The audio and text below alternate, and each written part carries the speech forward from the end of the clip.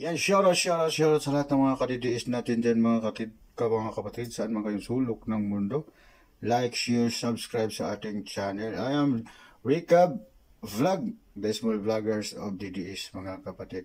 Yun mga kapatid, talaga naman ang ginagawa ni Bungit mga kapatid talagang siya naman talaga ang pinaparinggan ah, dito ni PBBM sapagkat sinasabi niya nakakuha lang daw di umano ng isang taong ito pinabili lang ng suka at ito ay nakakuha ng certificate of candidacy. Kaya walang iba, si Manny Pacquiao ang kanyang pinaparinggan dyan.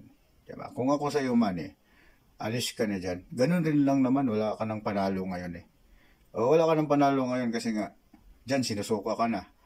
O, sa DDS tuloy, instead na sikat ka noon, suwael ka kasi. Huwag kang suwael. Dahil may ama tayong si Duterte. Si Duterte ay siyang binigay sa bansang Pilipinas para na magiging ama ng bansang Pilipinas.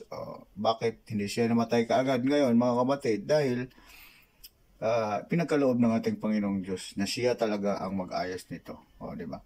So therefore, kitang-kita talaga na ikaw, minamaldisyon ka na ni BBM. Ikaw ang sniper dito.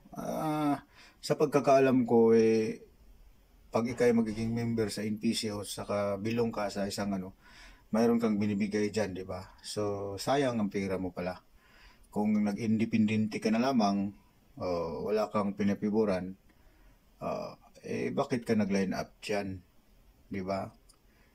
Dati pa nga sinasabi ni Tata Digong, ikaw ang maging next president. Saka idol ka namin. Ayaw namin na masaktan ka na ginagawa ni PBBM dyan na ikaw ang pinaparinggan palagi, no? Na pinapabili lang ng suka. Pero siguro, hindi, mataas naman siguro ang yung pasensya mo. Kasi bilang isang pastor at nakakakilala sa ating Panginoong Diyos. So, kung talagang seryoso ka na maninilbihan, dapat binabalance mo kung saan ka nararapat pumipila. Pero ang mga tao, ayaw talaga ng boksidor. Pero ako para sa akin, I know you have an affectionate heart. Tumulong ka rin sa mga naghihikahos. O, nasa Biblia naman yan nasusulat yan Kung ikay tumutulong sa naghihikahos, pagpapalain ka. Pagpapalain ka at uh, upang ito'y upang ito'y maitulong mo sa gitna ng nangangailangan pa. Mga nangangailangan na mabigyan mo kagaya ng mga naghihikahos. Ang siyang magpapasalamat sa ating Panginoong Diyos. So dumadami yung papatunay na talagang may Diyos tayo. Sapagkat sa pamamagitan mo, nagpasalamat sila at nakakain sila. In order to develop their faith also na may Diyos talaga pala. Na sa pamamagitan mo, pinagpala ka ng ating Panginoong Diyos. Dahil ikaw nga ang uliran at ikaw nga ang tinitingnan ng mga tao na blissful ka sapagkat may Diyos ka. Kasi talagang nakikita naman sa panalangin talaga yan ang lahat na pagyaman mo. Panalangin yan din sa pamamagitan din ng kapamaraanan. Kung ikaw naman wala ding paraan, kahit anong panalangin mo siguro, hindi yan darating sa'yo. So, sa pamamagitan na yung anong gawa, kahit anumang ginagawa mo, ay pagpapalain ka sapagkat nagbibigay ka sa kapos ayon sa iyong kalooban. Kaya nga sinasabi ng mga pakatandaan, kung ikay nagtanim ng marami, aani ka ng marami. Diba? Kung ikay nagtatanim ng kaunti, aani ka ng kaunti. Magbigay ayon sa iyong kalooban nang hindi napipilitan sapagkat iniibig ng Diyos ang nagbibigay ng may kusang loob. Diba? Magbigay tayo ayon sa ating nakakaya, ayon sa ating pasya mga kapatid. Diba? At pagpapalain niya. Sapagkat ito'y magagamit sa ating mga kawanggawa. Ayan, Manny Pacquiao, sa kawanggawa mo, ikay yumaman. Diba? Maraming boxer dyan na hindi yumaman kasi wala silang kawanggawa. Totoo naman yan. At napatunayan natin yan. Kaya unahin natin talaga ang Panginoong Diyos kung mayroon tayong grasya sa ating buhay. Unahin talaga ang Panginoong Diyos. Kaya hindi ka naman namin pinipir secret dyan.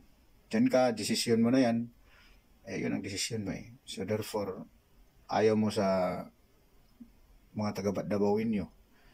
So, wala kaming magagawa. So, dyan ka na. Pero naawa kami sa inyo. Kasi ikaw talaga ang snipered lagi sa mga sinasabi. About din sa pagsabi niyang Jinsan at saka di ba? Dalawang ang binabanggit niya, distrito. Tapos, isang isang pagpapakita na ayaw nila sa'yo. Na parang napipilitan lang sila. Siyempre, sayaman mo ba naman yan? Hindi ka nila tanggapin, di ba?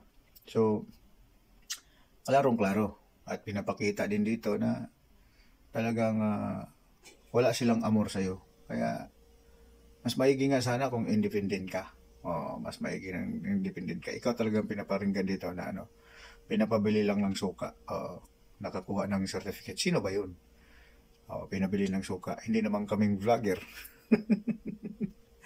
Pinapabili lang daw di umuna ng suka. Nakakuha na ng certificate of candidacy.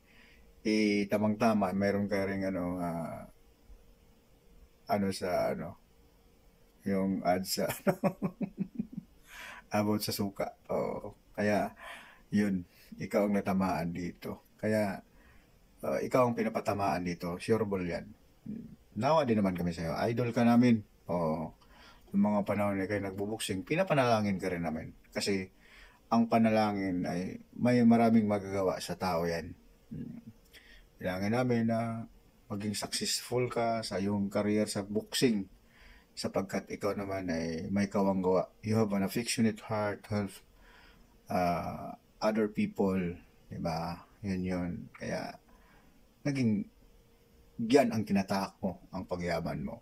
Hindi kayo mayaman dahil sa diskarte. Maraming dumidiskarte rin, hindi rin yung mayaman. Bakit? So may kasabihan tayo, seek first the kingdom of God, and His righteousness, and all the things shall be added unto you. Gas-gas na yan, mga sinasabi niyan, pero yun ang katotohanan mga kapatid. Kung maniwala tayo dyan, siya ang nagsabi niyan. Sa taas. Bye-bye mga kapatid. Like, share, subscribe, recap. Didi is family. Vote straight tayo mga kapatid. Vote straight PDP. Vote straight PDP. Laban kay Tatay Digong. Huwag tayo maging suwael sa ating ama para pagpapalain tayo. At bigyan tayo ng mahabang buhay. Bye-bye. Exodus 20 verse 12.